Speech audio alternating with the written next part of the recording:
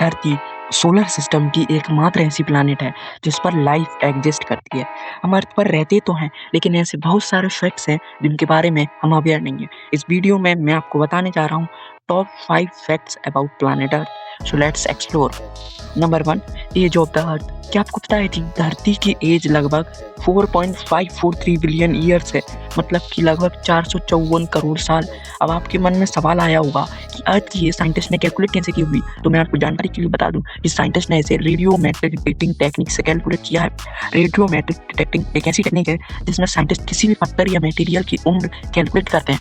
इससे आप समझे मेरी सबसे पुरानी जो चट्टान हमें मिली है वो लगभग 4.5 बिलियन साल पुरानी है, यानी धरती की फॉर्मेशन के समय की। और इससे हमें पता चलता है कि हमारी धरती लगभग 4.5 बिलियन साल पुरानी है। अब नंबर 2 के बारे में जानेंगे, टेम्परेचर ऑफ द अर्थ। वैसे धरती का एवरेज टेम्परेचर लगभग 16 डिग्री सेल्सियस है, लेकिन अर्थ पर ऐसे बहुत सारे प्लेसेस हैं जहाँ का टेम्परेचर नॉर्मल से बहुत ज़्यादा अलग होता है। 10 जुलाई 1913 को डेथ वैली यूनाइटेड स्टेट्स में आज तक का सबसे हाईएस्ट टेम्परेचर रिकॉर्ड किया गया था, जो 56.7 डिग्री सेल्सियस था। हाँ, आने वाले दिनों में ये क्रैक भी हो सकता है ये record.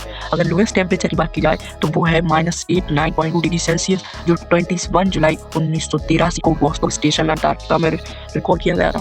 Fact number 3, earth was once believed to be the centre of the universe. मतलब पहले के जो साइंटिस्ट थे वो मानते थे कि हमारी पृथ्वी पूरे यूनिवर्स का सेंटर है। इस मॉडल को नाम दिया गया था जियोसेंट्रिक मॉडल। फिर आए निकोलस कोपरनिकस।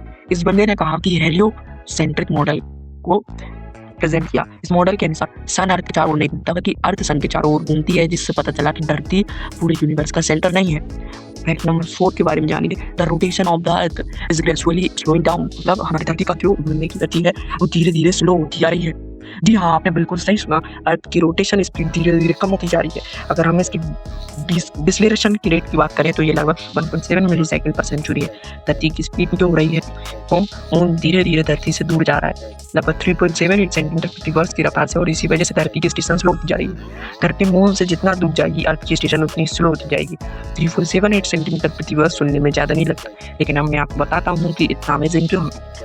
450 करोड़ साल पहले जब चांद नया नया बना था, जब धरती बहुत ज़्यादा करीब थी, उस वक्त धरती पर एक दिन लगभग 6 से 7 घंटे का होता था। लेकिन आज लगभग 450 करोड़ साल के बाद मून दूर पे सकता गया और धरती की रोटेशन शुरू होती गई, इसलिए आज एक दिन 24 घंटे का होता है। हम फ्यूचर की बात करें तो भविष्य में भी धरती की रोटेशन शुरू होती रहेगी। लगभग 14 करोड़ साल बाद धरती पर एक दिन की अवधि 6 घंटे की हो रही। Number 5, revolution speed of the अर्थ। हम सब जानते हैं कि अर्थ सन के चारों ओर रिवॉल्व करती है, लेकिन क्या आपको पता है कि इसकी रिवोल्यूशन स्पीड कितनी है? धरती लगभग 30 किलोमीटर प्रति सेकंड की स्पीड से सन के चारों ओर घूमती है। जितनी देर तक आप मेरी ये वीडियो देख रहे हैं उतनी देर में अर्थ हजारों किलोमीटर ट्रेवल कर चुकी होगी। अमेजिंग बात तो यह है कि धरती अकेली ट्रेवल नहीं कर रही, बल्कि आपको भी अपने साथ ट्रेवल करवाई है। इसका मतलब आप भी 30 किलोमीटर प्रति सेकंड की स्पीड से घूम रहे हैं, लेकिन आप इसे फील नहीं कर पा रहे हैं। है ना बात? That's what's amazing about earth. अगर आपको ये वीडियो पसंद आई, लाइक इसे जरूर करें और सब्सक्राइब तो कर ही देना मेरे चैनल को।